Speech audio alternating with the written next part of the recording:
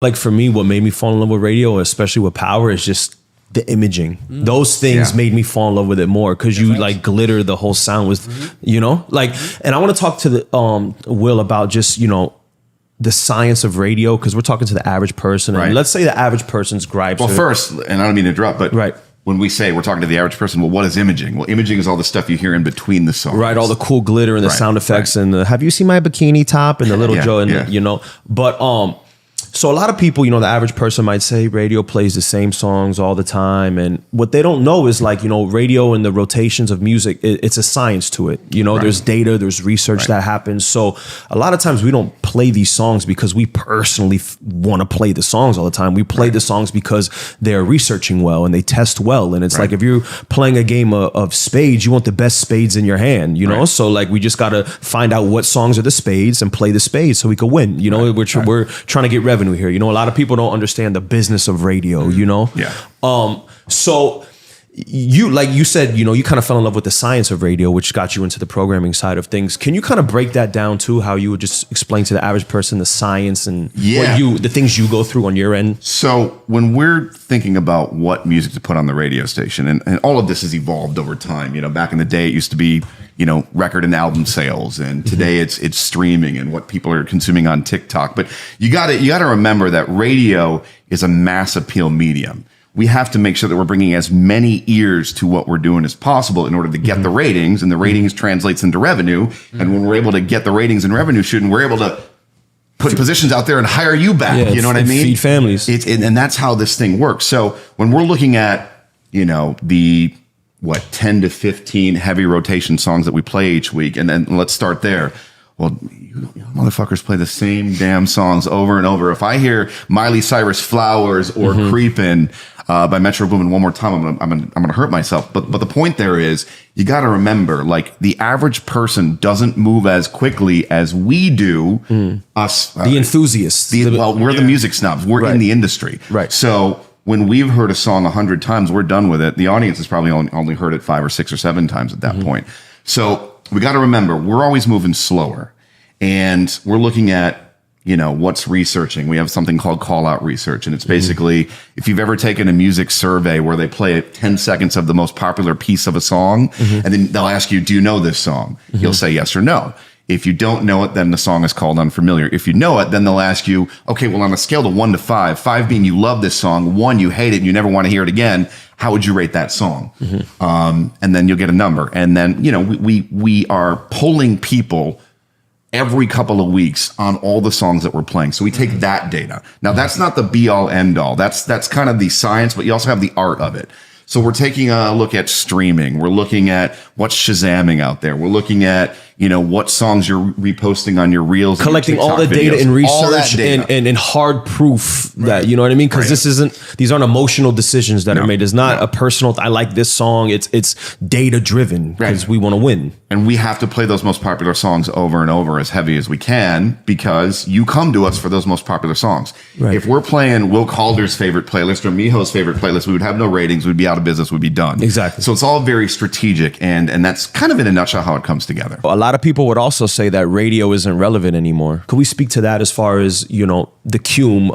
We'll get geeky with our radio talk, but for the people that don't know, the cume is how many people basically come into the store, right? How many people come to Power 96 in a week? And what is that number right now? Well, cume stands for cumulative. If we're, you know, we're getting geeking, and it's about 500,000 people a week in this market. You said it's Miami. You're talking Dade County, Broward County, Palm Beach County, the Tri-County, right? Within those three, it's right. And again, like, you know, I don't know that saying radio is not relevant. I think that radio will forever be relevant. It's just we're battling non-consumption of radio. Which is our generation, the younger generation that's like, man, I got whatever I'm bumping on Spotify, too many Apple, options. Decision paralysis, bro. Yeah, exactly. Well, or people just driving like, man, I don't want to hear nothing. And so this is kind of a good pivot from our conversation we just had about music, because listen, yes, Power 96 is all radio stations that play music. You know, that's the foundation of what we do, is we play music. But because there's so many other options out there, I think, we've got to step up our game and kind of go back to the way it used to be, way back in the day when personality ruled the radio waves. Exactly. We've got to get back to that because our music is special, but I think our people are more special. Is that the music cheapened because it got less because it's too exposable now. It's too easy to get it now, But I wanted to just disprove people. So all the people that say, radio's dead or people don't listen to radio, be clear. There's 500,000 people that listen to Power 96 every week. So, let's be even clearer. If your voice gets on that radio, if you hear somebody on that radio that you're going to be like, oh my God. Yeah. Right. And chances are people are listening to the radio. It's just it be in the background. So subconsciously they're not, but it's there. And let's be clearer. And there's still labels and the biggest artists around the world still want and call and have their teams hit up radio stations to please play our song. So the biggest artists in the world are whether it's Travis Scott and he just came out with his new album. There's people reaching out to radio from his team because they want spins because a spin 100%. Is valuable. So for anyone that says radio is dead, you're wrong. Like I've been saying this for a couple of years now, right? Well, at least ever since I started PM Drive.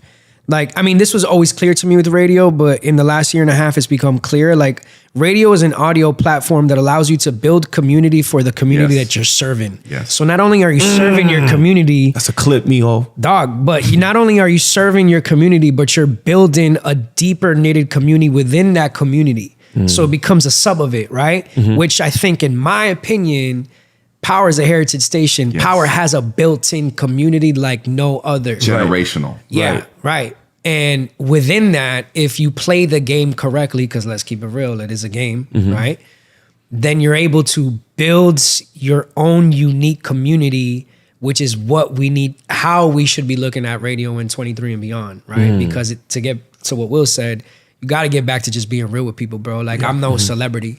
Man, my pockets are tight, just like everyone else's. You know what I'm saying? Like, you're a celebrity. Come on, nah, dude. Like, you know what I mean? Like, I'm figuring out what it is to be a dad. Yeah. Right. Like, I struggle. And I think that if we treat radio authentic, like the reason why you're successful here is because it's authentic. Right. It's the opposite of what people are consuming on social media, TikTok. It's all their highlights. Exactly. There's no vulnerability. It's all just a show, like showing off. Man. And. Let's take social media for a second, because you hit on something that we often kind of have to frame and remind people in radio when we're distracted with all of the other options out there. Radio is the original social media. Right. People came to us to find out what was going on in their community. People came to us to find out when shit's going down in the community. Right. People came to us to find out what's hot. People came up to find out, where to go to eat. We were the original social media. Our phone lines were the DM. Sure. The jocks on the air were the original influencers. So all of this stuff that we see on social media today, we've been doing this on radio for 50 years. There's a pivot in Power musically. Can you talk about the vision for that? So we've done what we like to call homework. Meaning, actually, I'm sorry, Will, to cut you off. Yeah. Can we go through the different eras of Power musically first? Because I think that'll be a fun thing to do before we arrive at the present time. Yeah. When I got to Power, when I growing up with Power, it was kind of always like, I wanted to say the hip hop station for the Latin audience. Right. It was that type of vibe, and it was very heavily, tied to the street and to the community. It was just what everything we said about radio used to be. It encompassed all of it, from the jocks to the music, to the events, to the imaging, to everything. So Power went through some changes after it got sold. And then there was an era from like 2010 to maybe 2014, maybe, where we were super pop. I'm off in that? Okay. Yeah, you're on. I think the timeline's a little off because I got there in 2012 at the beginning of the Pio Farah era. So there was a hip hop era from like 2010 to 2012. That's right before I got there. Because I remember when I got there. That was the Jill era. We love Jill Strada, though. Hell yeah, bro. She was amazing. Listen, although, to give credit where credit's due, Jill acknowledged that and did try to move it more into a rhythmic space and get out of the urban space. But when I got there, the research we had at the time, the homework said, hey, you're creeping too much on 99 Jams. You're not going to out 99 Jams. So get back in your Hispanic lane. So during the Beasley days from 2012 to 2014, when Pio Farrow was the program director, our goal was to really get back into that Hispanic culture, that Cuban culture, that really, the DNA of Power 96. And I think we did a good job with that. And again, the competitive landscape was a lot different back then, really, when it comes to. And the music cycle too. Like that was that was like the EDM era. Yeah. So like, here's the beauty of Power 96 over the years is it's a radio station that's not, it's designed to be able to wobble back and forth. Yeah, with the pendulum. Times. Yeah. We don't say, we're, Miami's pop station or Miami's hip hop station for a reason, because we're allowed to. The party station is sometimes the party looks different. The party's always looking different. Yeah. So from 2012 to 2014, that was that Beasley, Hispanic DNA era of the radio station, a little bit of reggaeton, some hip hop, a lot of EDM, because we were at the beginning of that EDM festival explosion where it was all Afrojack, Martin Garrix. Right. And then CBS Radio took over in 2014. And then listen, like we talked about before, radio's a business. Right. And when you change companies, every company has a slightly different mission statement. Right. And CBS came in with a different mission statement. And part of that was to get on the top 40 network. Now, what I mean by that. And from my angle, what it did was it really corporatized, if that's even a word. It made radio corporate, because Power, I think what made Power thrive so much is because it wasn't it wasn't a big radio company. Right. So they were able, it's like a smaller ship. It's more, you can move and make moves quick. There's not a big corporate process to get things done. Right. There's not so many rules, and that comes with a certain energy as well, So in that era, when Power went from Beasley to those golden era Beasley days to when it got sold to a more corporate company, that's when you really felt the energy shift, along with the music cycle and things of that nature, But what are you going to do? You gotta play the hand you're dealt. So, and it's interesting that you say that, because I remember there was challenges during that era with the staff, because most of you that have been at Power 96 for a very long time knew was that kind of mom and pop era of the radio cocaine station. on the turntables, Will. Like, what do you mean? I ain't speaking to that. I wasn't. Oh man. Listen, I am blessed and honored that I got a little bit of that era, not the cocaine on the turntable era, but like I got stories, baby. Those early days. Yeah, I mean, but radio was different back then. Radio the whole industry was different back then. I remember coming straight from the strip club at 6 a.m. to do the morning show, and then sleeping during spots, and then waking up the host. I won't say waking up 30 seconds left in commercials. Wake up, hey, Power 96. But that's golden era radio. That's golden era radio. Golden era. Like because people were out here, bro. Yeah, people were doing the most illegal shit. I'm talking about like at 4 a.m. The promotion staff in Coconut Grove getting a pizza. They're like calling in, we want to shout out this pizza so we get this free pizza. They're running like calls like at 4 a.m. Like, I can only imagine what Miami crazy was like. It's just no holds barred, no rules. Like there was beauty in that. The live broadcast, that was always a fabric of Power 96. The first time I ever DJ'd was in a live broadcast, and that was a big thing that just made Power seem like it was on the street too. But I'm sorry, you were going to continue on the corporate. No. Listen, I mean, radio, in my opinion, was never, and I got to be careful because we work for a big company now, but radio was always meant to be a mom and pop business, which served its community. And of course, listen, we all know how the corporate world has sort of grown and exploded over the past 10, 15, 20, 30 years.